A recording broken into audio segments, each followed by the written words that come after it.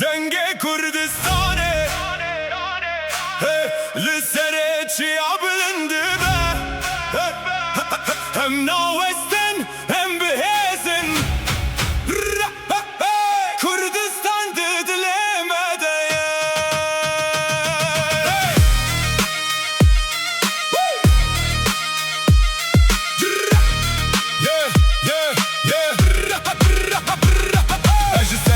Denge xwe bilindikim Navê Kurdistanê di dilê xwe de dibêjim Maxa min, zimanê min, rûmeta min Ev nav di dilê min de weka girdimîne Gav bi gav ez pêş de diçim Bi hêvî û bawerî rêya xwe dibînim Çavê min li sibêne dilê min bihêze Dengê min rebelê hestê min ji dil e Kurdistan navê te li ser zimanê Di her stranê de, di her awazê de Em bi evîne dengê te bilindikin Tune tenê axî tu canê me yî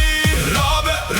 denge xwe bilind bike Bila cîhan navê me bibîze Bi dil, bi hêvî, bi stran Em dibêjin Kurdistan Kurdistan, Kurdistan Tu di dilê min de yî Çiya ziman axa min Rûmeta jiyana min î Dengê me bilind e Rapê me bihêze Kurdistan, Kurdistan Navê te di dil de ye Di şevên tarî de em ronahî dibînin Bi navê welatê em rêya xwe dibînin Dengê dafê li piştê bas di dilê min de Ev repê Kurdî ye bi rûmet û bihêze Ji xewnên xwe dûr nakevim Her roj bi hêvî dest pê dikim Kurdistan di dilê min de maye wek stranek û qet bêdawî nabe Çiya dibêjin dengê xwe bilind bike Ziman dibêje navê xwe ji bîr neke Ez bi repê dibêjim ji dil Kurdistan tu hêviya me yî Rabe dengê xwe bilind bike